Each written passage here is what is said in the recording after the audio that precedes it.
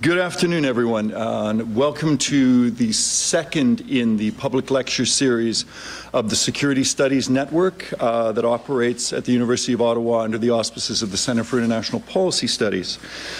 Thank you all for coming. My name is Michael Williams. I'm a professor in the Graduate School of Public and International Affairs, and it is my happy task today to introduce our speaker. I guess at one level our speaker actually needs no introduction. John Mearsheimer has, over the course of the past 30 years, been one of the most provocative, influential, and sometimes controversial analysts and commentators on international politics and American foreign policy in both the United States and beyond.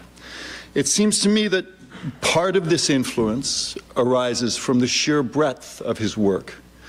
His first book on conventional deterrence and his second book on the military strategist and historian Basil Liddell Hart challenged fundamental assumptions about how one thought about war and strategy. His more recent work, including his highly cited and very well-known book, The Tragedy of Great Power Politics, his work on Middle Eastern foreign policy of the United States, and particularly his most recent book on lying in international politics, once again demonstrate the remarkable breadth of his interests and his engagements and the variety of issues and audiences that he speaks to. But it seems to me that John Mearsheimer's influence and impact go well beyond simply the breadth of what he does.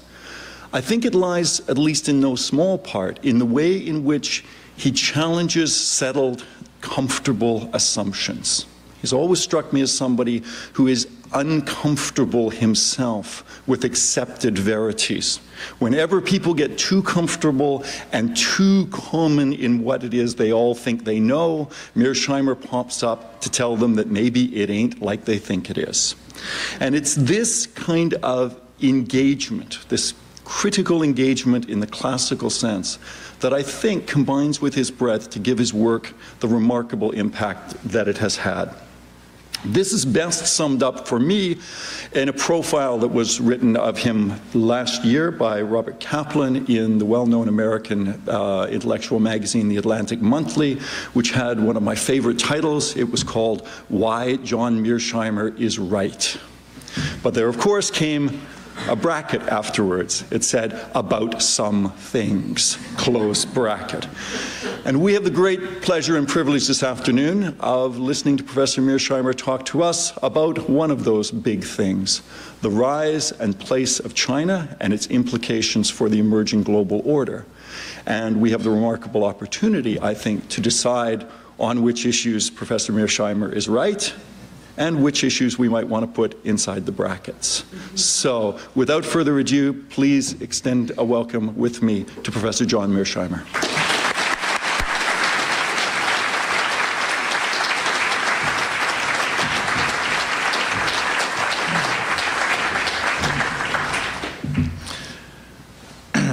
Thank you very much, Michael, for those kind remarks, and thank you very much for inviting me here to the University of Ottawa.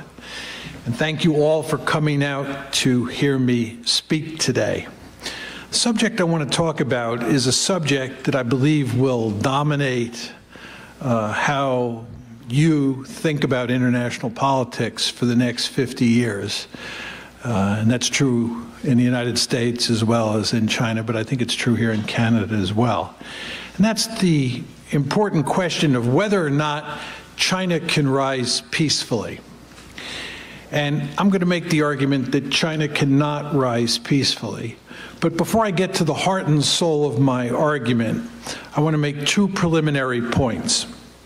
The first point is that I am simply assuming that China will continue to rise over the next 30 years, much the way it's risen over the past 30 years. I'm simply assuming that eventually China will turn into a giant Hong Kong, and asking the question, what will U.S.-Chinese relations and what will China's relations with its neighbors be when it gets that big? My question has little to do with the world today, and it's a question about the future. And again, I want to emphasize that I'm simply assuming China will continue to rise. I'm not saying that it will. There are a number of people in China and in the United States who I've run into who believe that the Chinese economy will flatline at some point.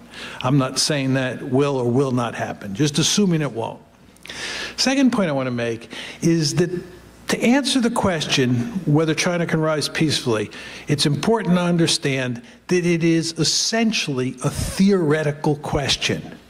And the reason is we have no facts about the future. The future hasn't happened yet. Oftentimes I run into people in the United States, in Washington, D.C. in particular, who say, I've just been to Beijing, I talked to person X, Y, and Z, and after talking to them, I believe that China can rise peacefully. I say, this is a bunch of hooey. Who cares what X, Y, and Z have to say? They'll probably all be dead by the time this question is relevant, and the people who'll be running China are now in 5th grade or 10th grade. And you don't even know who among those people is going to be running China. And furthermore, they're going to be operating in a very different structural environment than the one that exists today. Most of you students in the audience are quite poor, I'm sure. You don't have a lot of money. If all of a sudden I said, here's $5 million, right? You do whatever you want with it. $5 million.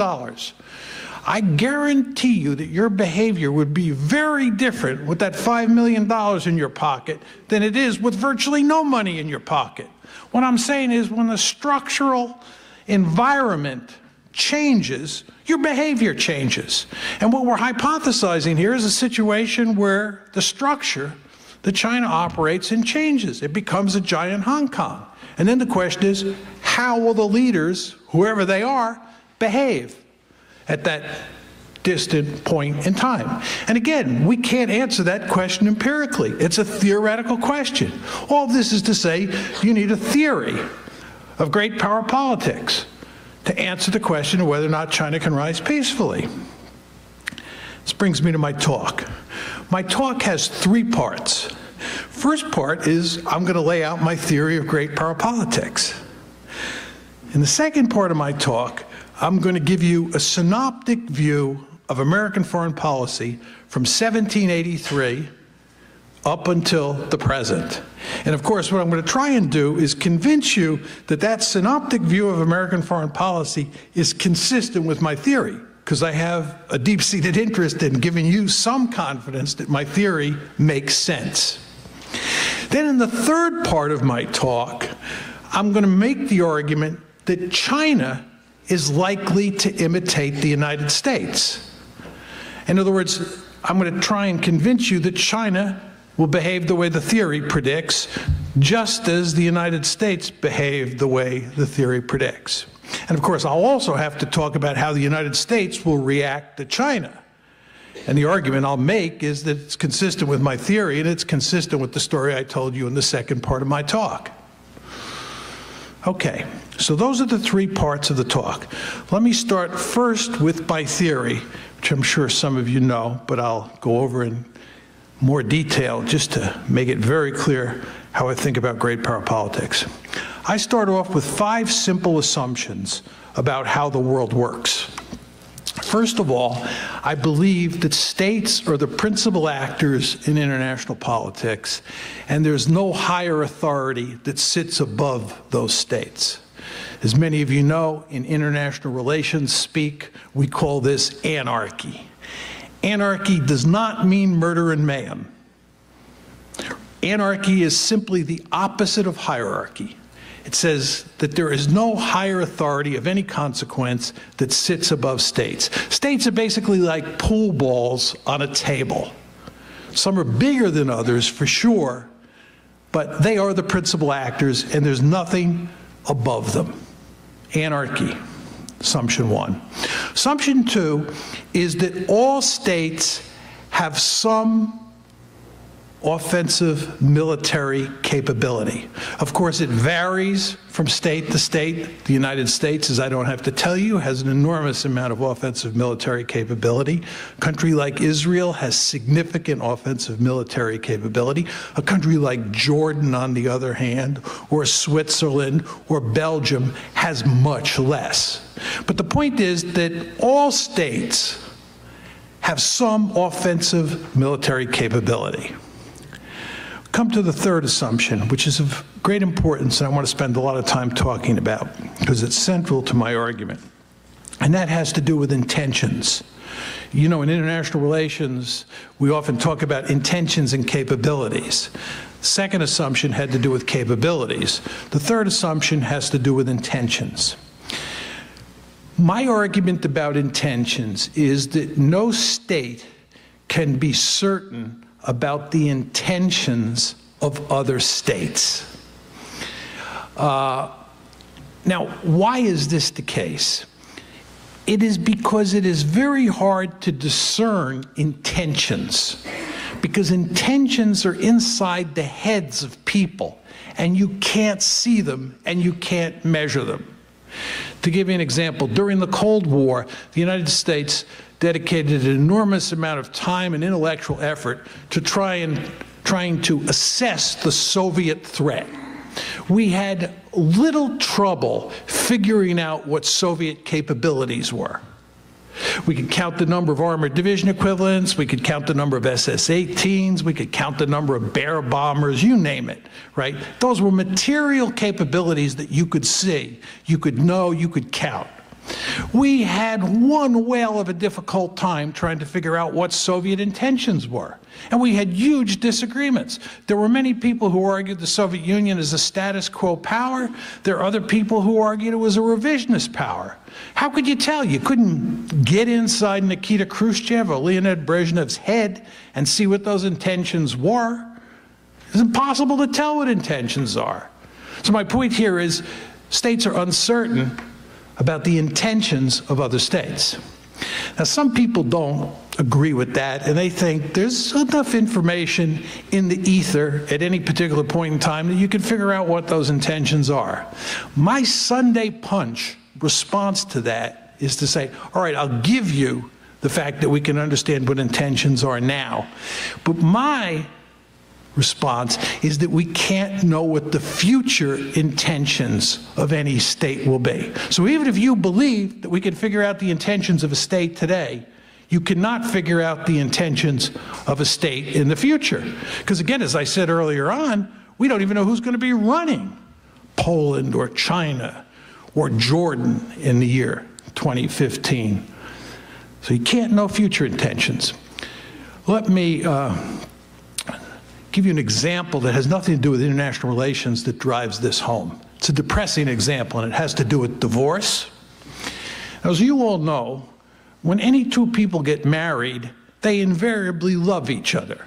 And they invariably think that the person they're marrying is a wonderful person who has benign intentions towards them. But the fact is, in the United States, we have a divorce rate that's close to 50%. And I don't know what the divorce rate here is in Canada, but I'm sure it's non-trivial.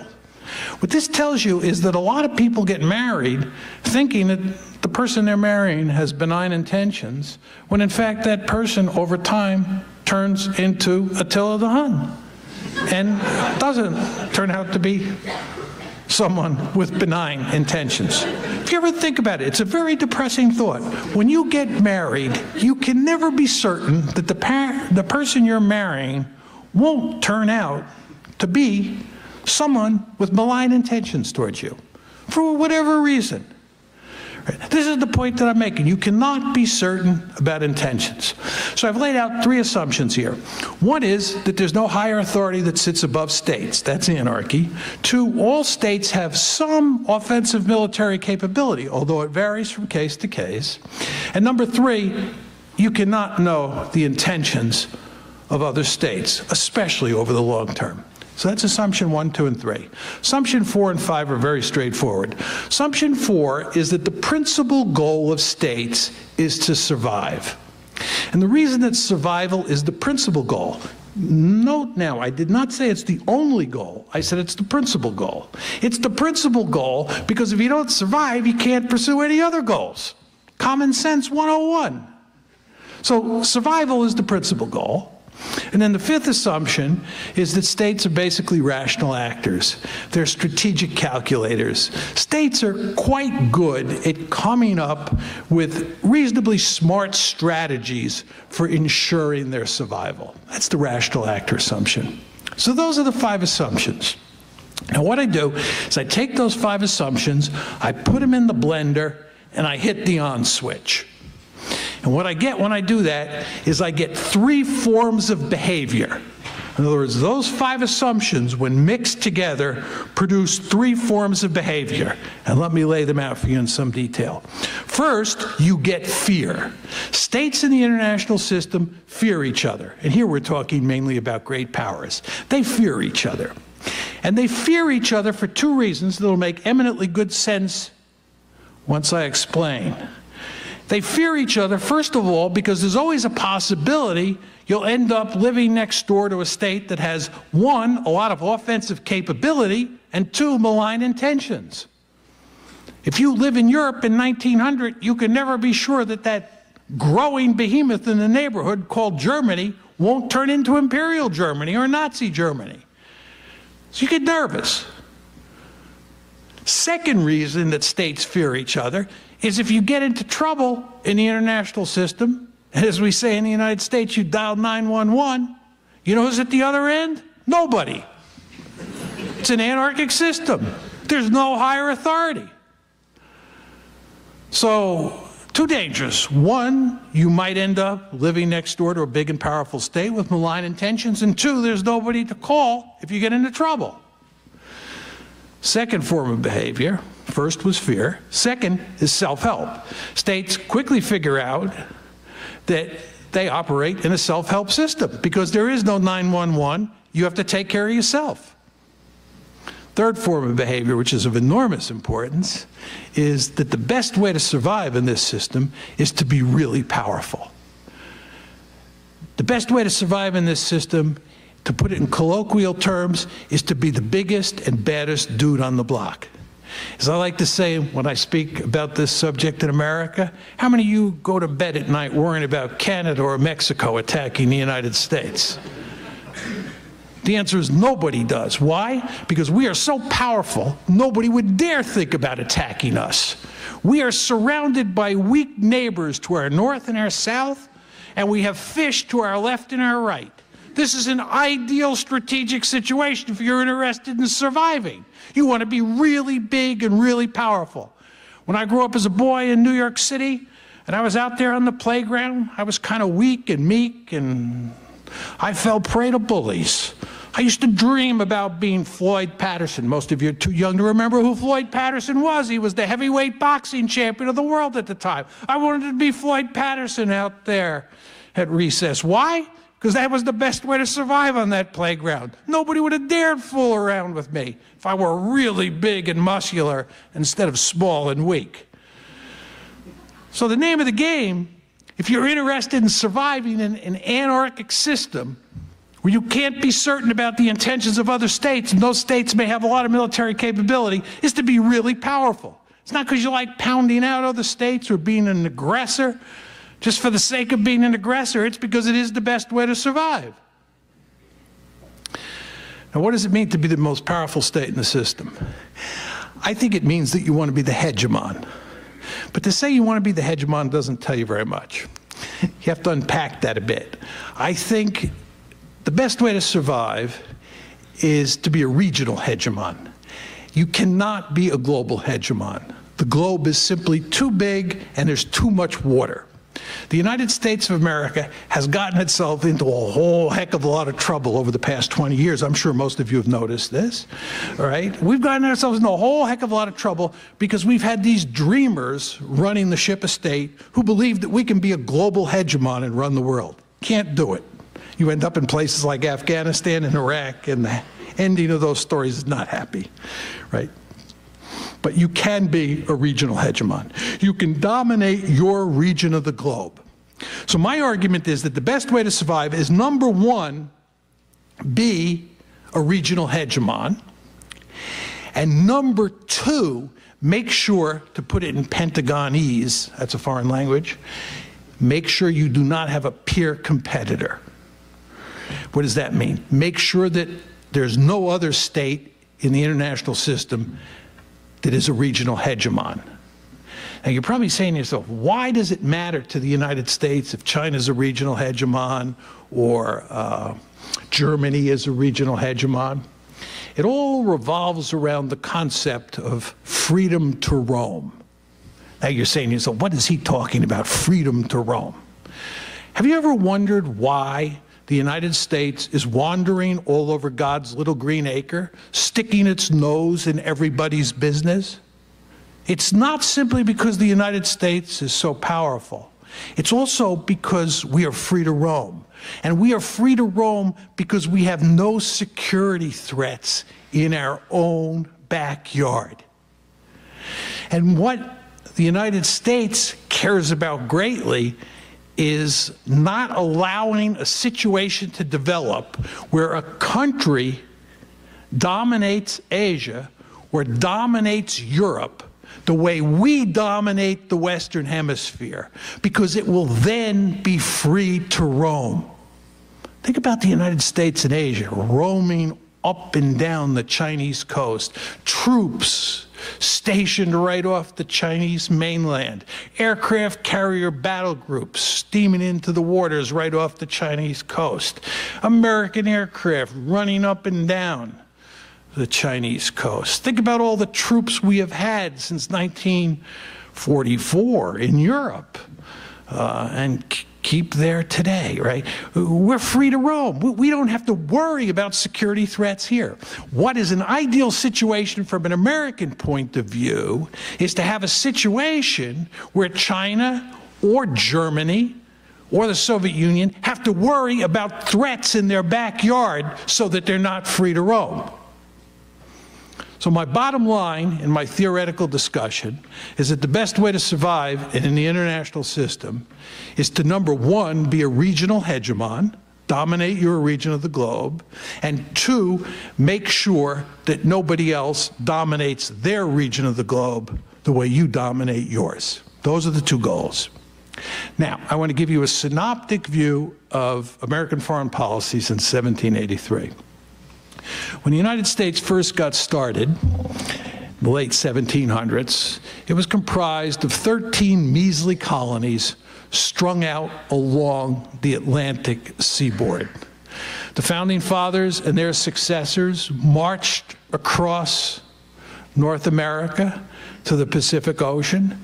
They murdered huge numbers of Native Americans who got in their way. They stole their land.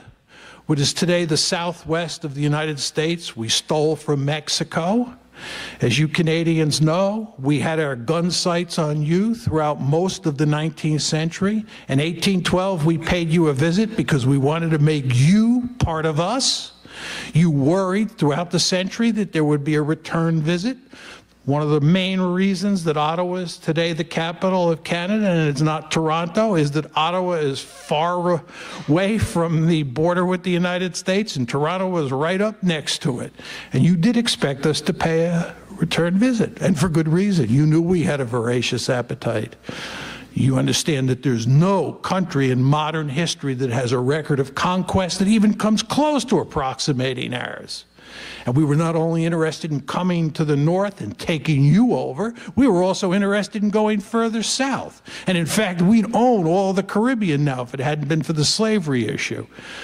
Northern states did not want more slave-holding states in the Union, and of course the sugar industry, which was in the Caribbean, was even more labor-intensive than tobacco and cotton. So there were more slaves down there, and there was no way the northern states would tolerate us incorporating those areas into the United States, but we had our gun sights on them.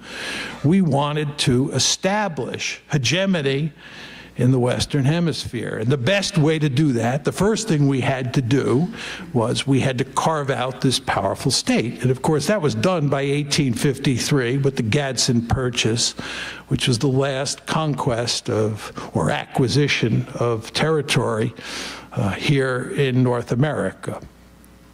The other thing we had to do was we had to get rid of the British and the Spanish and all those Europeans.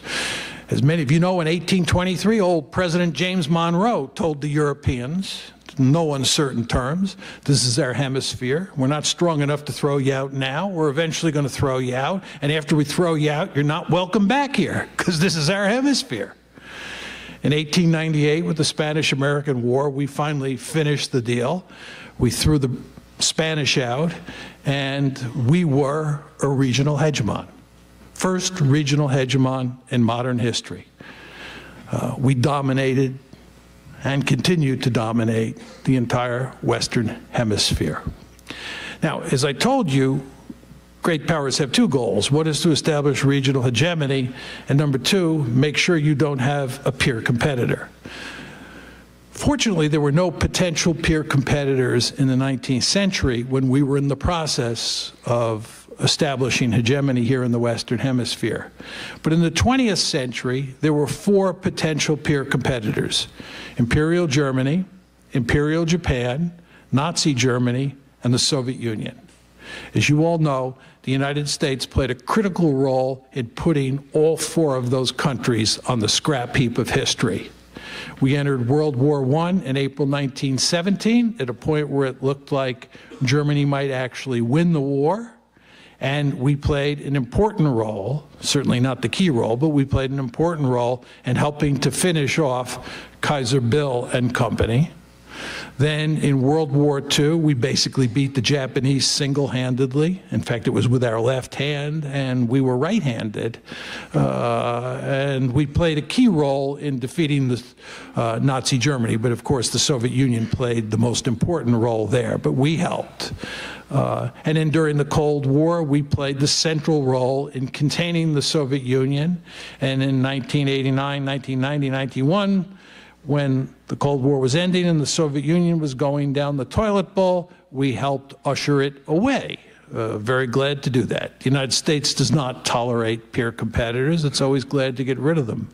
And shortly after the Soviet Union disappeared, the Bush administration made it clear that we were #1 in the world, and we planned on staying that way. So what I'm telling you is that if you look at my basic theory, and you look at how American foreign policy has actually been since 1783, not the story that Americans tell. You know the story that Americans tell about what a wonderful liberal state we are and so forth and so on. I mean, it's nonsense, right? This is a state that Adolf Hitler admired. He said, these people know how to create Lebensraum, right? This is the real America, right? This is why Canadians lived in fear throughout the 19th century. But anyway, my point to you is that American foreign policy, when looked at correctly, looks very much like my theory says it should. This brings us to the third part of my talk. How do you think China is likely to behave as it gets more powerful? Well, first of all, don't you think that China is going to want to be the most powerful state in Asia by far? If we work so hard to be the most powerful state in North America and in the Western Hemisphere more generally, don't you think they'll want to be the most powerful state in Asia? You don't think the Chinese remember what happened when they were weak? You don't think they remember what the Europeans, the Americans, and especially the Japanese did to them when they were weak? It was not pretty at all. And they fully understand what the consequences are of being weak. If you ask somebody from China which of these two choices they'll take, one, you can be 20 times more powerful than Japan, or Japan can be twice as powerful as you. Which one do you take? This is not even a serious question. They want to be 20 times more powerful. They want to be 50 times more powerful than Japan for good security reasons. The best way to survive in the international system is to be really powerful relative to your neighbors, because then nobody screws around with you. You don't think this logic applies to China? It does, and they fully understand it. And they have every intention of making sure that they are really powerful. Now, I told you what the United States also did via the Monroe Doctrine is that it pushed the European powers out. You don't think the Chinese are going to want to have a Monroe Doctrine? You think the Chinese are going to be perfectly content having the United States Navy and the United States Air Force, the United States Army and the United States Marines right off their coast? You think they're going to be happy about that? Most of you are too young to remember the Cold War, but the United States of America used to go ballistic when the Soviets would do anything in Cuba. What are these people doing? This is our hemisphere. Who are they to come here? Monroe Doctrine. My mother taught me when I was a little boy, what's good for the goose is good for the gander. It's good for us to have a Monroe Doctrine. Probably good for them to have a Monroe Doctrine too. And there's all sorts of evidence today that the Chinese, would really kind of like to push the Americans away from their coastline. This is surprising? Not surprising at all. They're going to try and dominate Asia, try and push us away, just the way we pushed the Europeans away, just the way we carved out this big and powerful state. They're interested in survival. They know how the game is played. Then you got to ask yourself, how's the United States likely to respond? I told you what the theory says. We don't tolerate peer competitors. That means we are not going to be happy about them dominating Asia the way we dominate the Western Hemisphere. And we've got a historical record here. Imperial Germany, Imperial Japan, Nazi Germany, and the former Soviet Union. You don't think we're going to react to China the same way? I bet you were all shocked when Barack Obama said last year that he was pivoting to Asia. Oh my God, what is he doing pivoting to Asia, right? He's pivoting to Asia because people in the American national security community understand that this country is getting bigger and more powerful. And we don't tolerate peer competitors, right? Now, what about China's neighbors? How do you think they're likely to behave? I think it's quite clear where they're headed, right? You can already see the balancing coalition beginning to form. Go home and Google Japan and India, two countries that are geographically separated by a huge distance. The Japanese and the Indians have basically jumped into bed together. They're beginning to play a lot of kissy face. And the reason is quite simple. The reason is quite simple. They're both scared of China, right? Very scared of China. Singapore? Very scared, right? The balancing coalition will be South Korea, Japan, of course, the United States, Taiwan, Singapore, Vietnam for sure, India, and Russia. And all of China's neighbors will be very, very nervous because China will be very big and very powerful.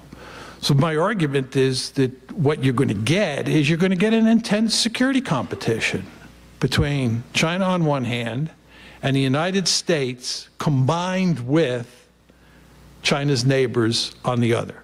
And again, I think you can already see the signs of the balancing coalition beginning to form. And this is going to be a very dangerous situation. Now, let me just take this one step further and talk about a very familiar concept in the international relations literature, and that's the security dilemma. As many of you students know, the security dilemma says that the steps that states take to defend themselves invariably appear offensive in nature to the other side. And a really good example of this is the whole notion of containment. From our perspective, containment is a very defensively oriented strategy. We are containing China. But if you're sitting in Beijing and you look at this balancing coalition that is forming around you, that is surrounding you, it doesn't look like containment, it looks like encirclement. So you go back to the period before World War I, when Britain, France, and Russia formed the Triple Entente. Germany saw that as encirclement. If you go back to the Cold War, when we put together balancing coalitions in Europe and in Asia, because the Soviet Union extended from the center of Europe all the way out to the Pacific Ocean. So we had balancing coalitions in both theaters. The Soviets viewed this as encirclement. We viewed it as containment. Anything that the Chinese do today to defend themselves, if they decide they're going to increase defense spending, they're going to build an aircraft carrier, they're going to build a stealth aircraft, we automatically categorize that step as offensive in nature. And by the way, to go back to capabilities and intentions, because you can hardly ever figure out intentions, you look at capabilities, and as the capabilities go up, you assume worst case intentions. Right? This is underlying the security dilemma. So the point that I'm making to you is that as the Chinese take different measures, perfectly legitimate on their part, I'm not being critical of the Chinese at all here. You want to understand that. This is not a cultural argument or an argument that says the Chinese are the bad guys, the Americans are the good guys, or the Americans are the bad guys. My story is that states that are interested in survival have to be very powerful. This is the tragedy of great power politics. You just have no choice in the structural environment that I described up front, right? But the point is, from China's point of view, they've got to do certain things to protect themselves from the Americans and their neighbors. And anything they do to protect themselves, we will interpret as offensive, and we will rise to the occasion and build what we think are defensive capabilities to offset their perceived offensive capabilities. Of course, from their perspective, our measures will be offensive in nature. So it's going to get very messy in Asia if China continues to rise and becomes a giant Hong Kong. And again, you want to remember, when that happens, China's going to have a lot more military capability then than it has now. China is basically a paper tiger now. It's not a match for the United States militarily. We're talking about a situation where it is a match for the United States. Now, let me conclude by talking about my theory and build on what Michael said when he introduced me. My theory, like all social science theories, is right some of the time, but not all of the time. Remember, he talked about that article that was written about me that said why John Mearsheimer is right on some issues. I would rephrase that a bit and say why John Mearsheimer's theory is right some of the time, but not all the time. I believe, I can't prove this, but intuitively I believe my theory is right about 75% of the time. I think that's about as good as you can get in social science with a theory. 75%. You can't account for all the cases. Sometimes factors that you leave on the cutting room floor when you develop your theory jump up and bite you in the hiney, and your theory doesn't work, right? So you want to be aware that my theory doesn't work all the time. Given the story that I have just told you, let's hope that this is one of those times where John's theory is wrong. Thank you.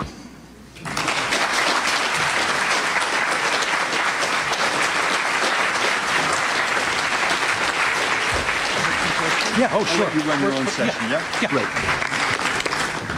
I will take questions for as long as they will let me, because I love to go back and forth. I would just ask that, I'll call on people that you stand up, and it'd be nice if you identified yourself, and if you would restrict your comment or your question to 1 minute, just so we can maximize the number of people who ask questions, because we're dealing with one fundamental problem here, which is that I love to talk, so I'm not good at giving short answers. So if you ask short questions, that'll help a lot. Hi, Craig Hunter with the National Capital Branch of the Canadian International Council. And if I follow through on your theory, wouldn't it be rational for countries like Japan, Vietnam, and all of the people in the area around there to say we would be better off if the U.S. kept its distance and we invested, each of us, in a small military to dissuade China from growing without having a huge threat from the most powerful country in the world, and then maybe keep China not having to build its military as fast, or not seeing the big advantage in that? Okay, everybody heard the question. 2 points. One is that from the neighbor's point of view, China is the threat, not the United States, because the United States is a distant great power. If you go to Asia today, especially go to a place like Singapore, their great fear is that we're going to leave. It's not that we're going to go on a rampage and try and dominate Asia. Their great fear is that we won't be there for them. China lives right next door. So China is the real potential threat, okay? Second point I would make is the problem that Japan and Vietnam and the Philippines face is that they're not big enough to build the military capability to deter China. And they need the United States. Let me just unpack this a bit. It's important to understand that China is not a status quo power. First of all, China wants Taiwan back. Secondly, as you know, the Chinese have this dispute with the Japanese over these little islands, the Senkaku Diaoyu Islands. Even more importantly, there's a huge dispute over who controls the South China Sea, involving a number of countries, Vietnam and the Philippines most prominently, okay? So all of those countries that are China's neighbors, given the size differential between them and this potential behemoth, are looking for help. And the best place they see to get help is the United States, which, going back to my first point, they don't see as a potential threat. So in many ways, the biggest problem that we face, and this, by the way, explains Obama's great emphasis on the pivot to Asia, is that our Asian allies are worried that we have lost our mind over the last 20 years and are fighting these crazy wars in places like Afghanistan and Iraq, and we won't be there for them. And what Obama is trying to do is reassure them. Sir. Hi, my name is Victor Reduco, and I'm from Ottawa. I just wanted to make a point and hear your comment on this, but okay. To my way of looking at things, states aren't individuals. They're collections of different interests. And when you look at the relationship between the United States and China, as it's developed since normalization, but especially since 1978, you see tremendous stakes in the other side in both countries. Economic stakes, even security stakes in some regards. If you think of issues like UN Security Council negotiating on certain issues and so on. How did you factor that into your analysis of this dynamic that you spoke of, which is informed by your international relations background? Yeah, excellent question. It is very important to understand that my theory makes a number of simplifying assumptions about how the world operates. And one of the assumptions that I make, which is completely consistent with what you say, is that I effectively assume that states are black boxes. The rhetoric that you used is I treat states like they're individuals, which I think is correct, and I just have different rhetoric. It's a black box, right? And what you're saying to me, quite correctly, is that states are comprised of heterogeneous groups and individuals, and they don't always act as if it's a unified person. That's a fair representation of your view. Let me marry that comment with what I ended my talk with. I said that my theory is right, in my opinion, 75% of the time, and it's wrong 25% of the time. And some of the factors that I leave on the cutting room floor, and domestic politics would be a good example, right? Kind of what you're getting at. Those things, as I said, sometimes jump up and bite you in the hiney, and the theory is wrong. So I'm not saying that there aren't circumstances where you might not be proved right and me proved wrong. But I think most of the time I'm right and you're wrong. Regrettably, I say that regrettably, okay? But let me make one other point to buttress my case over yours. And that is that I do believe when great powers are involved in intense security competition with other great powers that really threaten to rule the roost, that those domestic political considerations get pushed aside, and states do act like black boxes, okay? So I think my theory is more likely to be right than wrong in a case like the one we're dealing with here today. But that's not to say that's axiomatic. Hi there. My name's Jeff Collins. I'm a PhD student at Carleton U. And my question has to do less about China, more in fact on the U.S. as a regional hegemon. Yes. And again, to take that long-term 50-year view, Western Hemisphere, Americas, I was wondering if you can comment on Brazil and its rise as an economic and military power in the South. And potentially, is there any tensions you see in view of your theory down the road in relations between the U.S. and Brazil? Thanks. Yeah, good question. I mean, I think there's only one country in this hemisphere that has the potential, I underline the word potential, to become a great power, and that's Brazil. Has a very large population. If it ever got its economy together and really began to grow and looked something like the United States of America, then we would have to think long and hard about how to deal with Brazil. You understand it is not in America's interest to see a strong and powerful Brazil in this hemisphere. Hardly any Americans will ever say that publicly. It is like Canada. If all of a sudden you had a huge population explosion and you're already rich, right, and you began to look like you were as powerful or more powerful than the United States, we would not be happy. Would not be happy, right? And the same logic applies to Brazil. But fortunately, I say this as an American, it doesn't look at this point like Brazil anytime soon is going to pose a threat to the United States in this hemisphere. Hi, my name is Erica. I'm a PhD student at the University of Ottawa. I'd like to thank you for your talk and for your contribution to our discipline.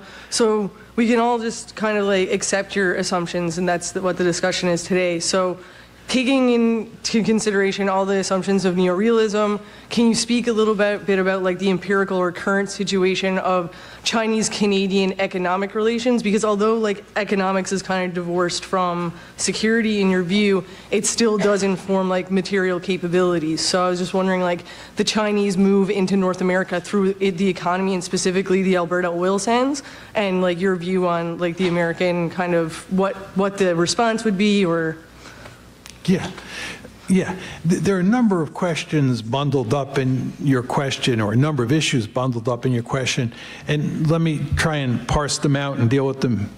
First of all, there's the whole question of how Canada thinks about China in this story.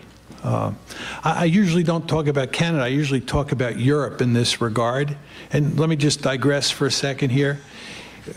When you talk about American grand strategy, there are three areas of the world that are worth fighting and dying for.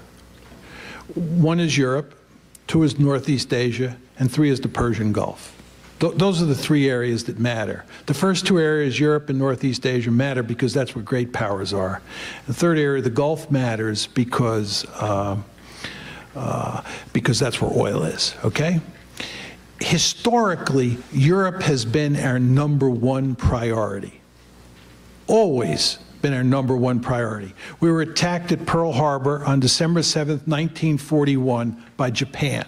Despite the fact that it was the Japanese that attacked us at Pearl Harbor, we had a Europe first policy before the war, before Pearl Harbor, and after Pearl Harbor, because Nazi Germany was the real threat. Europe has always been more important to us than Asia. It's the numero uno area of the world for us, Americans. Other than the Western Hemisphere, which I'll get to in a minute. What's happening here is an unprecedented sea change is taking place. Asia is going to be #1. The Persian Gulf is going to be #2. And it's very important to understand that those two are inextricably linked because, as you know, India and China get all that oil and gas from the Middle East. And Europe is going to drop to a distant third. Europe is a museum anyway. Most of you know that. You go there, it's just a lot of old people. It's yesterday's story, right? But here's the question you want to ask yourself. If you're Europe, right, if you're the countries in Europe, how do you think about the China threat and the story that I just told you. Most Europeans understand that when you pivot to someplace, you're pivoting away from someplace. Think about that. We're pivoting to Asia. Then you got to say to yourself, where are they pivoting away from? Well, the Europeans have triple-digit IQs. Maybe a museum, but they have triple-digit IQs. And they have figured out that the place we're probably going to pivot away from is Europe.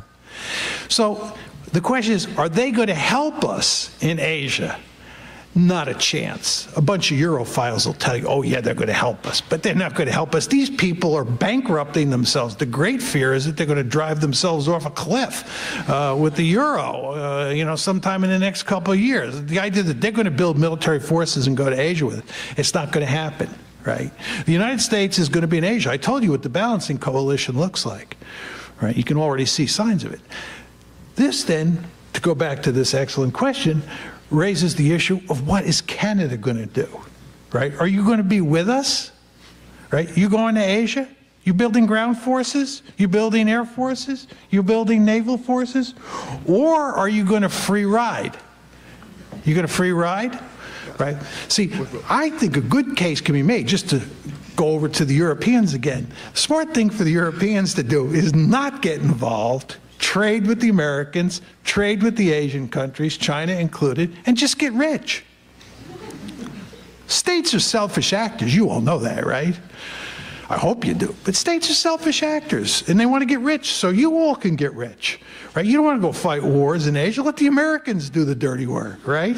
Get rich. So it's a very interesting question. Now, to take this a step further, I was up in Canada a few years ago. I used to be good friends with the foreign minister because of my opposition to the Iraq war.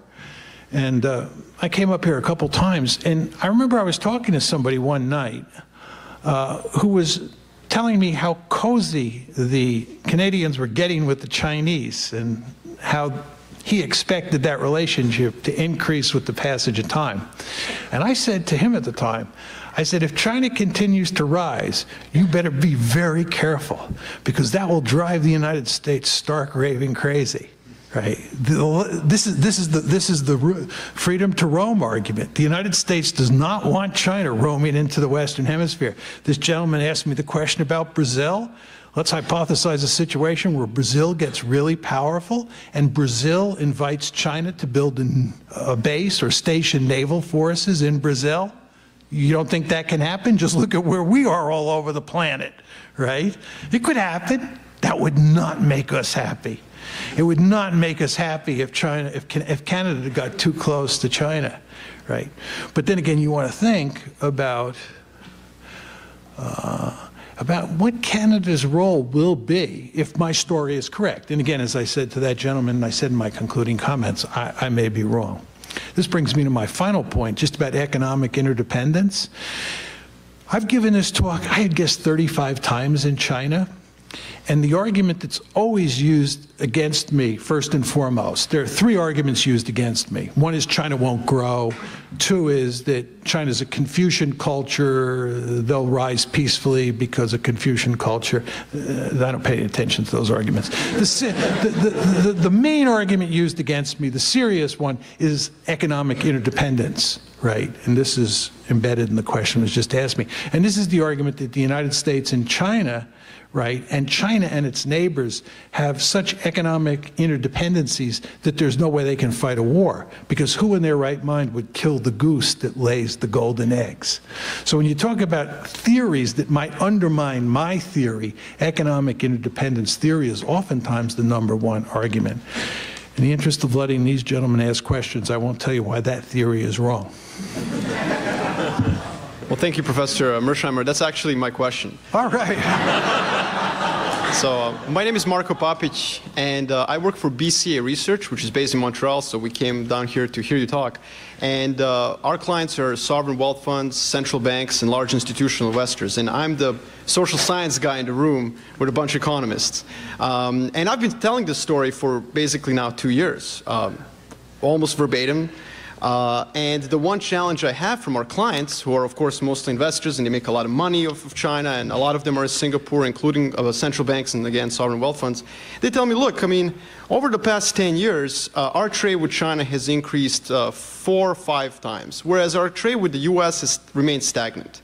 Why, in God's name, would we, kill the golden goose? So you don't get to get away from this question. In fact, you're going to help me do my job. How do I defend this theory of yours, or ours, if I may presume that, and how do I explain this to these investors that they're in fact wrong? I have an answer, but I'd like to hear you how you put it. Well, first of all, there are differences between the United States and Canada, as I tried to point out with regard to the previous question. And with regard to the earlier question about different interests, I mean, businessmen and businesswomen in the United States, in Canada, and in China think about international politics in very different ways than most strategists do. Very important to understand that. Capitalists are interested in making money. And there's nothing wrong with that, of course, but that's just the way they think. And when someone like me or someone like you comes along and says it's going to be a messy world if China continues to grow, they don't want to hear that because they just want to keep making money. They want to keep doing deals, right? Now, the question is, what this really boils down to is, how do you think about the relationship between politics and economics? Where is the balance of power? And effectively, what you and I are saying is that economics matters a lot. We would be fools to deny that. And we would be fools to deny that there are going to be certain circumstances where economics trumps politics. There will be some circumstances like that. But in most cases, I believe politics trumps economics, which is another way of saying security considerations trump economic considerations. And just to give you 2 examples, the Chinese have made it clear that Taiwan is of such importance to them that if Taiwan were to declare its independence, they would go to war now over Taiwan, even though they would end up killing the goose that lays the golden eggs, right? What they're saying is that politics is more important than economics. The Senkaku or Diaoyu Islands, right? Just look at what's happening to Japanese-Chinese trade relations as a result of this conflict over a bunch of rocks in the middle of the Pacific Ocean. It's kind of hard to believe, but it just shows you how powerful politics are. Take this a step further. There's a whole literature on nationalism in Japan. And almost, excuse me, everybody agrees that given the fact that communism doesn't have much legitimacy in China, the communist system doesn't have much legitimacy, and they don't have a democracy, it's very difficult for the elites to maintain the existing political order. And the best way for them to do that is to fuel nationalism. Nationalism provides the glue that keeps things together. All of this is to say, and you see this playing itself out in the recent controversy over these islands with Japan, is that nationalism politics is front and center. So my argument is that with regard to the United States and with regard to China's neighbors, countries like Japan, countries like Vietnam, economics matters, and economics will sometimes have a dampening effect. But politics ultimately triumphs. And that's why I think you'll get a security competition. But my final point is, I'm not sure. I've not thought long and hard about this. I'm not sure, and I'd be curious, we could talk afterwards, your thoughts on it, how this plays out in the Canadian case. Because Canada is just in a very different situation than the United States, right? Canada has all sorts of incentives to free ride and not to get involved in trying to contain the Chinese in any major way, right? I'm not saying it should ultimately do that, but it has incentives not to do that. And it has incentives to trade with China, just as Europe does. So I'll leave it there. Hi, Patrick Salonius, the Carleton International Policy Forum. Obviously, you believe in your theory with quite a bit of conviction, but I wish if you could please speculate, and the simple answer might be no, but you said your theory is right, you believe about 75% of the time. How could China ever fit into that 25%? Is there any scenario you could envision where perhaps your theory might not go quite according to plan? Yeah, I think the most powerful argument against me, I'd make it a threefold argument, okay? First of all, nuclear weapons. Best single argument against me is nuclear weapons. I have a whole set of counter responses to that, but there's no question that nuclear weapons make everybody very skittish, and nobody wants to get vaporized. And so, you know, the response to me is to say, John, would you please get serious? You know, great power politics of the sort you described made a lot of sense when you were in a non-nuclear world. We live in a nuclear world, and this is not going to be World War III or anything like that, okay? So that'd be argument number one. Argument number two against me is the economic interdependence argument, the argument we were just playing around with. I have to concede that there is a certain amount of truth in that argument. If everybody's getting rich, there are powerful incentives not to kill the golden goose. Third argument to make is the nationalism argument, and that is to say, as I often do, and this is why I oppose the Iraq War, the most powerful political ideology on the face, contrary to what most of you think and what most Americans think, is not democracy, it's nationalism. Nationalism is all about self-determination, and nationalism makes it extremely difficult for any one country to invade other countries and conquer them. So the United States could, you know, conquer this piece of territory and that piece of territory, and you could have all this territorial expansion in the good old days when there was no nationalism. But in the age of nationalism, territorial conquest is a prescription for huge trouble, right? You want to invade Afghanistan? Be my guest. Want to try Vietnam? French did it, we did it, Vietnamese did it. We learned one lesson, stay out, right? Going into Iraq, oh my God, right? Are these people serious, right? The idea that the United States of America is going to go into a country in the Middle East and do social engineering at the end of a rifle barrel in the age of nationalism, not going to happen, right? Therefore, China is not going to be able to do much in terms of conquest, right? Look what happened when they went into Vietnam in 1979. They got their snouts whacked. Okay, so bottom line argument is a lot of truth in what John has to say, but the three countervailing forces: nuclear weapons, economic interdependence, and nationalism. Thank you very much. My name is Andrew Blanco. I'm a master's student here at University of Ottawa. Both the United States and China are countries that depend heavily on foreign resources. China has been heavily investing in Africa, and if we accept that for the United States, it doesn't want a peer, how concerned should the United States be about the level of investment of China in Africa? Well, I don't think Chinese investment in Africa matters much to the United States. In my opinion, Chinese economic growth matters to the United States, and maybe to the extent that investment in Africa contributes to that, we should care. But I think Africa per se is not the big issue. I think the big issue from a strategic point of view, and I tried to make this clear about 10 minutes ago, is the Persian Gulf. I think that the Indians and the Chinese are increasingly dependent on oil from the Persian Gulf. And they're going to be deeply involved there. And of course, we are already deeply involved there. I believe, by the way, and you should just think about this, whether you agree with me or not, but one of the things that disturbs me greatly about our present relations with Iran and the fact that those relations are likely to never improve at the rate we're going is that we are, in effect, going to drive the Iranians into the arms of the Chinese. If you think about the world the way I do, right, you start thinking about Chinese influence in the Persian Gulf, and from an American point of view, we want to minimize Chinese influence in the Persian Gulf. But I think we're now pursuing policies that are going to have exactly the opposite effect, especially with regard to Iran.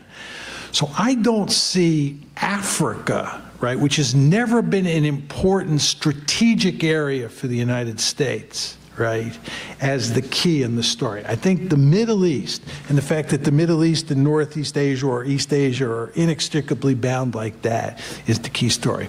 I want to make one final point to you. When you folks think about the rise of China over time, what you want to do is you want to hypothesize a map in your head. And first of all, there is the Western Pacific, or the east coast of China.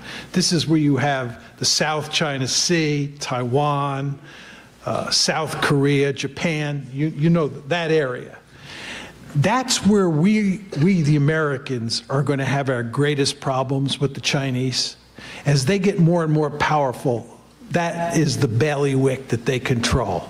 The second big bailiwick you want to think about is as you go through the Straits of Malacca into the Indian Ocean and into the Arabian Sea, and you start heading towards the Persian Gulf. Everybody have that picture in your head. You're coming out of the Western Pacific, you're coming through Southeast Asia, through the Straits of Malacca, and now you're underneath Burma, you're underneath India, you're underneath Pakistan, heading towards the Middle East, or heading towards Africa, in your question. That's where that's our sweet spot, right? That's where they're in real trouble, right? Because first of all, we have the Indians on our side. Secondly, we have an incredibly powerful Navy.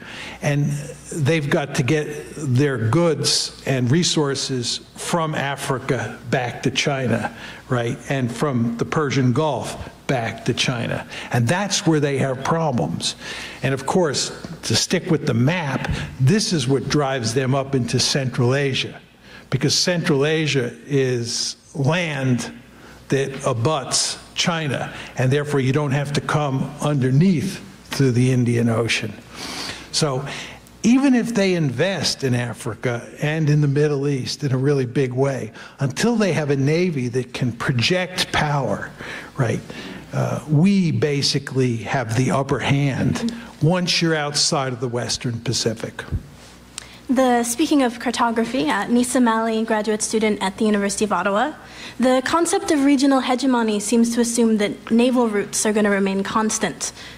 What do you think the impact will be of the opening of the Arctic Seaway on the way in which the world is divided into regions and hemispheres? I honestly don't think it'll have much effect at all. I mean, I could be wrong on that. But I don't see how it would change the regions. Tell me what would be, tell me what's the most glaring example of how regional dynamics or regional boundaries change in your story. Well, if you cannot go through the Arctic, then you're dividing the world into essentially north-south lines. But you can turn the map like this. Okay, but tell me a region that changes. What looks differently? The Western Hemisphere doesn't look the same anymore. Europe doesn't look the same. I mean, what changes? I guess my question would be, would that change how you conceive of China as a regional peer versus a threat within your own region? No. To be honest, I really care about two things. One is how many people you have. This is why I like the fact that Canada has few people compared to the United States, to be very honest. And how much wealth you have. And the thing that scares me about China is that they have a lot of people. And if it turns into a giant Hong Kong, oh my God, right? It's just so powerful. So I care about China independent of, you know, the ice cap melting. I just care about it because it has a lot of people and a lot of wealth. Alex Treesby, former student here at University of Ottawa in Carleton. You spoke a bit about how American foreign policy during the during the Cold War was heavily focused on Europe, NATO, in order to contain the Soviet threat. What do you think is the likelihood of some sort of collective security organization rising in Asia to counter China, or do you think it's mostly going to be bilateral agreements between the U.S. and various partners? Yeah. This is actually a great question. My friend Steve Walt talks about this issue all the time. In the Cold War, it was very easy to put together a balancing coalition in Europe called NATO, because the threat was concentrated in the center of Europe on what we used to call the IGB, the inter-German border, right? So you had this very powerful and effective multilateral alliance called NATO. In Asia, on the other hand, where the threat, the Soviet threat, was not as great, and where the geography was complicated, you had, apropos this gentleman's question, bilateral relationships, right? The U.S. had a treaty with Japan, the U.S. had a treaty with Korea, right? There was no equivalent of NATO to speak of in Northeast Asia, okay, where the Soviet threat was concentrated. Now we fast forward to the present, and his question is, if John is right and you have this Soviet threat that leads to a security competition, are we going to put together in Asia an alliance that looks like NATO? Or are we going to continue the old way of doing business with a series of bilateral agreements between the United States and X and the United States and Y? Steve Walt's point is that geography is going to make it very difficult to constitute an effective NATO-like alliance. Just to give an example, if there's a war over the Senkaku Islands, and let's say the Japanese and the Chinese are shooting at each other and the Americans come in, Vietnam is a faraway place. India is a really faraway place. Is India going to come all the way out through the Straits of Malacca to help out Japan? You know what I'm saying? So the geography is really complicated. I don't know what the answer is to your question. And I think it's a great research question. Thanks. Royson Gupta, I'm with the, also with the Carleton International Policy Forum. You spoke a bit about nationalism and how it's a powerful ideological force in today's world, and we can see that with Senkaku Islands, I guess. My question is perhaps more of a political, ideological question, in the sense that, and more of a human rights question, in the sense that, do you believe that the Chinese regime, in a sense, has pivoted from the old communism and Maoism, in a sense, to an almost fascistic or fascist sort of state, whereby there's, again, a corporatist nature of an economic system whereby the state has capitalists, allows capitalists to make profits, and but at the same time asks them to do certain political objectives for the state. And also we see in Tibet and Xinjiang, do you believe that the Chinese government risks or has already fallen into a sort of ethnic nationalism whereby the Han Chinese have almost are moving into places like Tibet and Xinjiang, causing various ethnic tensions there and perhaps human rights abuses? And so what role do you believe that the Chinese government's ideology will play, both on an international sense but also on a human rights sense in its own domestic country? Yeah. First of all, on whether China has evolved into a fascist state, I usually have an opinion on every subject, and I have clear frameworks in my mind that allow me to sort of play around with arguments. I have never been able to figure out what fascism is. I don't mean that to be facetious. I don't have a good, clear definition in my mind of what it is. I mean, I know that Mussolini's Italy and Hitler's Germany were fascist states, and people say that about Japan, but I have never got a really good conceptual framework in my mind. So I'm going to beg off on the question, on that part of the question. I'm not saying you're wrong, but I don't know whether it's a fascist state. It is an authoritarian state, right? And it is an authoritarian state in a society that has a lot of those characteristics that push states towards democracy. And it's obvious that the Chinese are not interested in instituting democracy at this point in time. And therefore, as I said before, you have a political system or a regime that does not have a lot of legitimacy and is likely to have less legitimacy over time. Right? And that's why I said I think they will play the nationalism card. With regard to, areas like Tibet, Xinjiang, I think there's no question that the Chinese government in Beijing is deeply concerned about, excuse me, the irredentist movements in these areas and would like to do everything it can to snuff them out. And I think there's no doubt that they're moving Han Chinese into those areas. Are the Chinese willing to violate human rights? I think if the circumstances deem it necessary, they'll do it. And I would make the same argument with regard to the United States. States oftentimes, as you know, do terrible things, not only to their own people, but to other people. And if the leaders of the Chinese state believe that there are powerful centrifugal forces at play inside of China that threaten to destroy the state, they'll do what they think is necessary. You remember what I said before when I talked about those 5 assumptions. The principal goal of every state is to survive, and that includes the Chinese. And if there are centrifugal forces inside the state that threaten the survival, it usually leads to terrible things.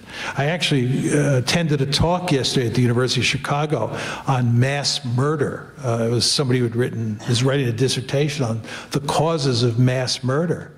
And if you look at that literature, which I don't know very well, it's quite clear that mass murder is usually not done for ideological reasons. It's usually done for strategic reasons. And it's because people are very fearful and they feel that their survival is at stake and they lash out. And I'm not defending that, but I'm just saying that you can understand how in the Chinese case there might someday be massive violation of human rights. Thank you. Felix Grenier, I'm a PhD student at the School of Political Studies. Thanks a lot for the amazing speech, Professor Mearsheimer. Really enjoy listening to you. Been reading a lot, but it's always good to have you in person. I will start by saying, well, first I agree with you on at least one thing. Is only one? Well, at least, in hoping that in fact your prediction will not come into reality. I'm with you 100%. Yeah? Excellent. I love going to China, by the way. I'm intellectually, not to interrupt you, I'm intellectually much more at home in China than I am in the United States. Culturally, it's like I'm on a different planet. I can't even read my own name in Chinese. But I have a wonderful time every time I go to China, and that's why I do hope I am dead wrong. Sorry. No problem. But then your speech is mainly theoretical. Like you're giving us all those facts and those representation of the past of the United States and of the present state of affairs and international affairs. It's a theoretical question. Exactly. And I think that we should be very cautious about taking for granted the representation that you are saying. I agree with suggesting. that. First, because as Professor Schmidt here has written about presentism, I think that you use a lot of representation from the past. In a way, it fits well in our current situation to understand past events or past evolution developments, to understand the current situation. So to make an argument about the current situation. And then also because, in fact, I believe that realism, because your theory we can just like make it more explicit that you're talking about realism, the theory of realism, which has been dominant in IR since many decades, if not since its inception, has not been a really good predictive tools in the past decades. During the Cold War, for example, during the Cuban Missile Crisis, well, realism was not a good predictive tool on how great power will react. And then you use realism to predict what will happen in Europe after the end of the Cold War. And it was, well, the prediction was not yet, did not yet realize. So, and I would like to point out, or I would like to suggest that the problem with this theory is, in fact, it takes rationality for granted. It takes rationality as something which is the same for everybody. So we might, like you pointed out, nuclear weapons, you pointed out community of securities. I think that the cultural or like constructivist argument that's saying people don't think the same like everywhere because they construct their own representation of reality might be an interesting point too. Okay. So you should wind it up. The main problem I have is I'm suffering from early Alzheimer's and I can't remember all the good questions you asked. I'm only joking about the early Alzheimer's. But to make it short, don't you think that rationality like needs to be understood in a more complex way? Don't you think that there's like so much factors right now that can that should influence the way we understand rationality? Okay, let me just go through a couple of his points, which were excellent points, and really deserve lengthy answers, which we don't have the time for. First of all, your point that I do pay a lot of attention to the past in formulating my theory. I think that's certainly true. But what you try to do, or at least I try to do in developing a theory about any subject, is develop it so it can explain a lot of the past, can explain the present, and can be used to predict the future. Do you follow what I'm saying? Mm-hmm. So the fact that there's a lot of the past in my theory is of course true, because I want to be able to explain the past, because there we have the facts for the past and the present. We don't have the facts for the future. So of course I go right to the American case and try to make the argument that American behavior fits with my theory, past and that theory. So I think that's true, but I think it's kind of the nature of the beast.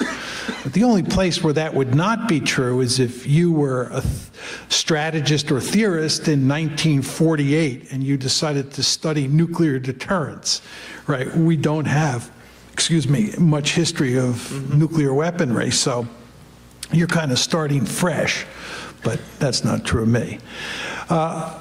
You pointed out that my theory didn't, or my theory or realist theory doesn't predict a number of cases.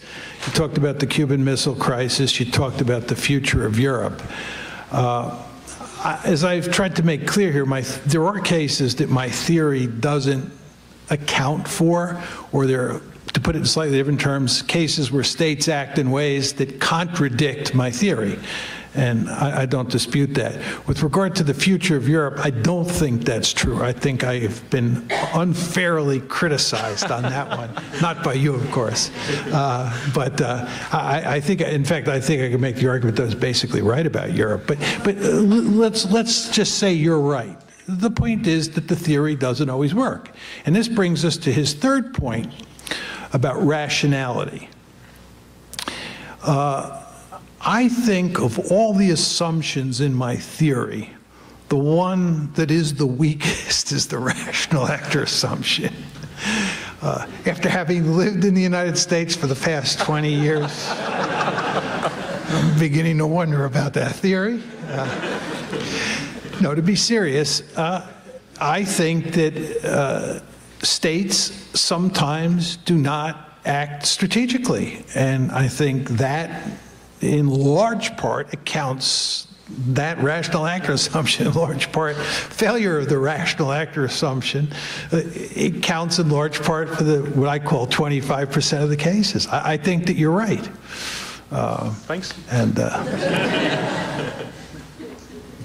point I would make just before this gentleman goes, the point you want to keep in mind about social science theories is they're very crude instruments. And it's just the nature of the beast. I just want to just proselytize for 1 second before I go to this gentleman. The world is enormously complicated. It really is enormously complicated. And what theories do is that they simplify reality.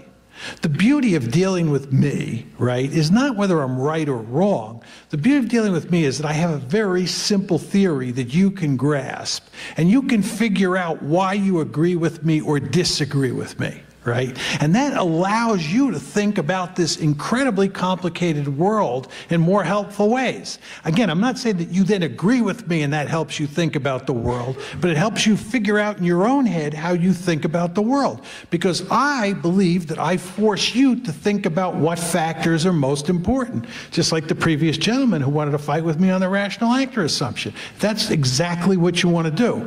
But what's happening here is that we're operating in an incredibly complicated world, and we theorists, and I believe you're all theorists because I believe we cannot operate on a day-to-day basis without theories in our head. The only difference is between those people who admit they have theories and those who don't, right? You all have theories. There's no way you can negotiate the world without theories. The world is just too complicated. You need simplified theories, right? But anyway, anytime you simplify an incredibly complicated reality, you're going to leave on the cutting room floor factors that will occasionally, as I've said on 2 previous occasions, jump up and bite you in the hiney. And that just tells you your theories are of limited utility. Their theories are essential, but of limited utility. They're essential, but of limited utility. Sorry. Joshua Dyer from University of Helsinki.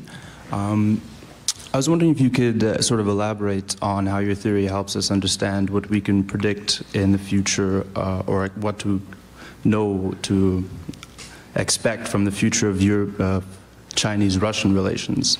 I say this because I feel like they have somewhat of a unique relationship in comparison to sort of the other states in China's neighborhood, being that, well, they border with one another, both BRIC nations. They sort of tiptoe around each other, make sure not to sort of step on each other's toes in the UN Security Council, things like this. So I was wondering if you could sort of elaborate on that. Yeah. I think that when you talk about the balancing coalition against China, you will remember I said that it would include Japan, South Korea, Taiwan, Singapore, Vietnam, Philippines, Australia, India, and I said Russia, right? If I could interject 1 second. Also, they have a very different relationship with the U.S. in comparison to these other states. The Russian-U.S. relationship being quite different from Japan-U.S. relations, absolutely. Australia-U.S. Right. relations. I mean, I think really my main interest, my main point. Well, as you know, Russia, which was then the Soviet Union, was our principal adversary during the Cold War. But you also want to remember that the United States fought against Vietnam in one of the bloodiest wars of the 20th century in the years 1965, basically to 75. And the Vietnamese are really anxious to jump in bed with us. They'd like us to come back to Cam Ranh Bay. They'd like us to help them with the South China Sea. So there you have a former mortal enemy, right? Vietnam and the United States that are coming together.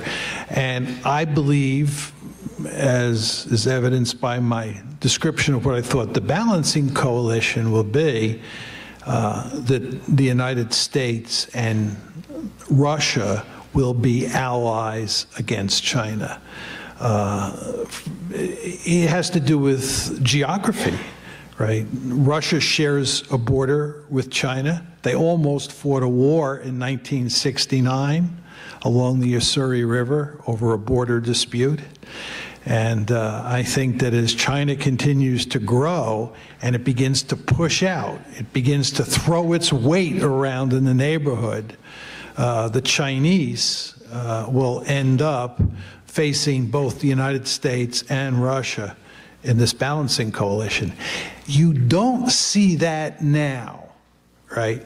As I've said a couple times here, you can see the balancing coalition already beginning to form. And remember, I said for anybody who has any doubts, you should go home and Google India and Japan. But you don't see evidence in the Russian case, right? And this is in large part because the United States is doing things in the greater Middle East that angers both the Chinese and the Russians. So the Russians and the Chinese kind of act together. You all know that the Russians and the Chinese together are making it impossible to get a UN resolution for dealing with Syria, right? And that's because both China and Russia feel like they were stiffed over Libya. They both abstained from the vote in the UN on Libya. So the Chinese and the Russians are good friends today in certain ways. But what I'm predicting, I want to underline that, what I'm predicting is that will all change. And eventually the Russians, like the Japanese and the Indians, will come over to the balancing coalition. But only time will tell whether that's true. Thank you. You're welcome. Professor Mearsheimer is a remarkably modest man who only claims accuracy in 75% of his predictions. I'm less modest. I claim 100% accuracy in my predictions, and I think I have empirical evidence for this. At the beginning of this talk, I predicted that it would be incredibly broad-ranging, incredibly challenging, deeply unsettling, provocative, and exciting. And I think all of those predictions have been confirmed. And for confirming my genius in social science, but more importantly, for giving us an amazing afternoon of food for thought and analysis, I'd like to join me in thanking John Mearsheimer.